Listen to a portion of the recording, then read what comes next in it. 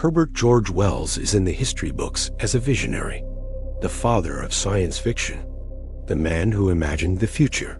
What the history books largely omit is what he thought should happen to people, to those not allowed to be part of his imagined future.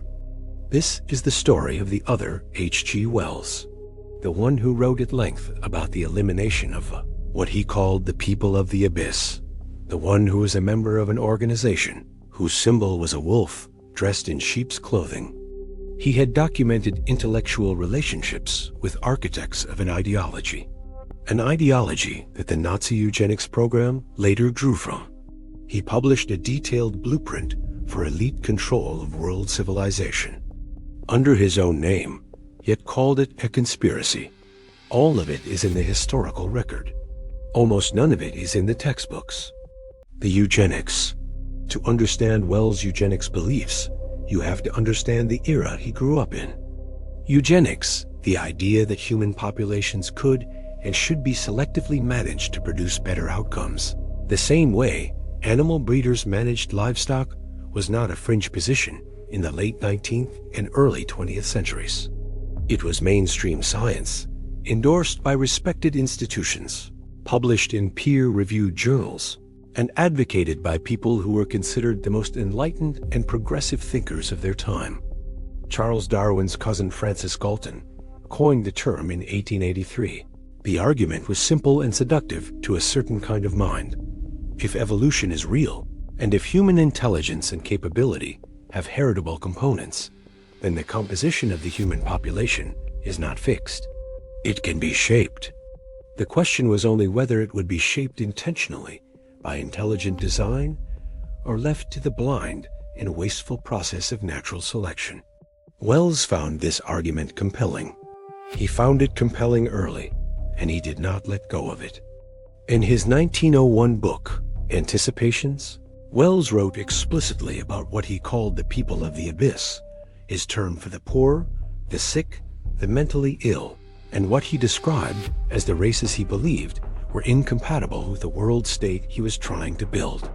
The language he used was not ambiguous. He wrote that the new republic would have to be intolerant of them. He argued that people afflicted with transmissible diseases or mental disorders existed only on sufferance, and that the enlightened men of the new republic would not hesitate to act when that sufferance was abused. In A Modern Utopia, published in 1905, he pulled back slightly from the most explicit language, but the framework remained. His ideal civilization managed reproduction. Those deemed unfit would find the world arranged to discourage their propagation. The criteria for fitness would be determined by the state, administered by the scientific elite who ran it. He returned to these themes throughout his career. They were not youthful positions he later abandoned. They were consistent, developed, and published across decades of work, from 1901 through the 1930s. The Fabian Society. In 1903, H.G. Wells joined the Fabian Society. The Fabian Society had been founded in London in 1884. Its early prominent members included George Bernard Shaw and Sidney and Beatrice Webb, alongside a collection of British intellectuals who shared a specific and unusual political philosophy. They were socialists, but not Marxists. They explicitly rejected the idea of revolution. They did not believe that the working class would or should seize power through mass uprising. They believed instead in what they called the permeation strategy, the gradual infiltration of existing institutions, government ministries, universities, newspapers, political parties, by people who held Fabian views, who would then quietly shift policy from inside those institutions without announcing what they were doing.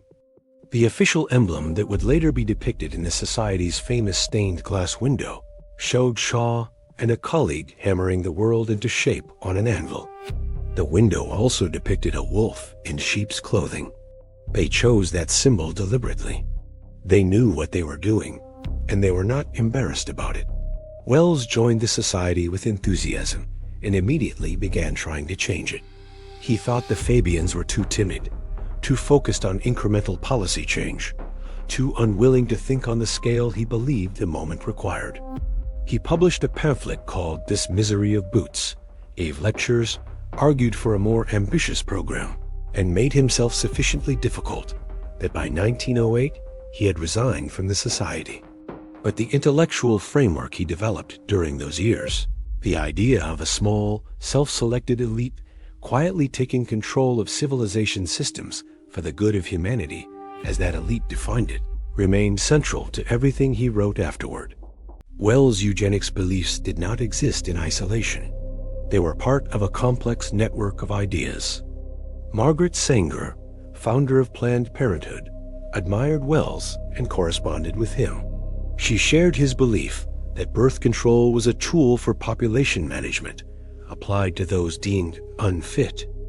Sanger invited Wells to contribute to her publication, The Birth Control Review, which he did. Intellectual connections between British, American eugenicists and German scientists built the Nazi racial program. This is a documented historical fact. German eugenicists cited British and American literature. They drew on these frameworks to build the ideology implemented as state policy under the Third Reich. Wells was one of the most prominent British voices in that literature. Yet he was also a vocal opponent of Hitler and the Nazi regime once it came to power. Wells believed the Nazis' actions were a grotesque distortion of his advocated rational population management. He could not, or would not, see the direct line between his writings and the ideology in Germany. That line existed. Historians have traced it, revealing the complex truth. The Open Conspiracy. In 1928, Wells published The Open Conspiracy, Blueprints for a World Revolution. It was the most explicit statement of his political philosophy he ever produced, and it is the document that most directly connects his ideas to the institutions and power structures that followed. The Open Conspiracy, as Wells described it, was a network of people, not a formal organization with membership cards and meeting minutes, but a network. Scientists, engineers, financiers, educators, and other professionals who shared a common understanding that the existing structures of civilization were inadequate and who were willing to work, each in their own field and sphere of influence, toward their gradual replacement with rationally managed alternatives. The targets were specific. National governments, which Wells regarded as the primary obstacle to rational world management. Religious institutions, which he regarded as competitors for the loyalty of populations that needed to be redirected. The existing economic system, which he regarded as chaotic and wasteful. And the principle of democratic accountability itself, which he regarded as a mechanism that gave uninformed populations veto power over decisions that should be made by people who knew better. He was explicit about all of this. He published it in a book. He gave lectures about it. He was not hiding. His argument for openness was strategic as much as principled. A conspiracy that was secret could be exposed and destroyed. A conspiracy that was published openly in a book could not be. Anyone who objected could be told, "It is right there in print." The ideas in the Open Conspiracy did not die with Wells in 1946. They circulated through the networks he had been part of, through the Fabian Society and its successors, through the international organizations that were built after the Second World War, through the academic and policy institutions that shaped the frameworks of globalized governance. Wells did not live to see most of what he had predicted and advocated come into existence.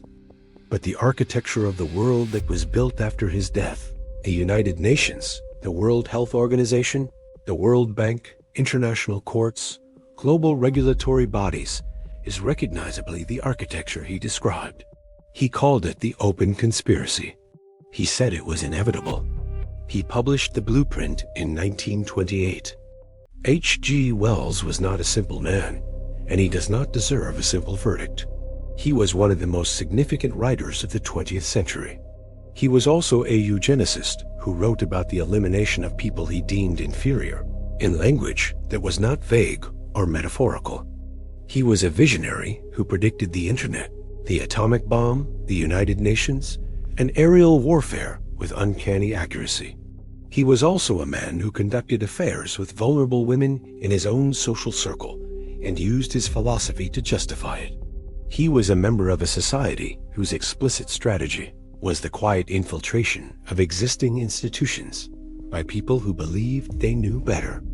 And he published a book describing exactly that strategy under his own name, openly, because he believed the honesty made it acceptable. The history books gave you The Time Machine and The War of the Worlds. They left out Anticipations and A Modern Utopia and The Open Conspiracy and The Correspondence with Margaret Sanger, and the Fabian Society membership, and the decades of eugenics writing that runs through his work like a thread you cannot unsee once you have found it. Herbert George Wells invented the future. He also spent his entire career deciding who deserved to live in it. This is Illuminated Infamy. The history they left out is still history.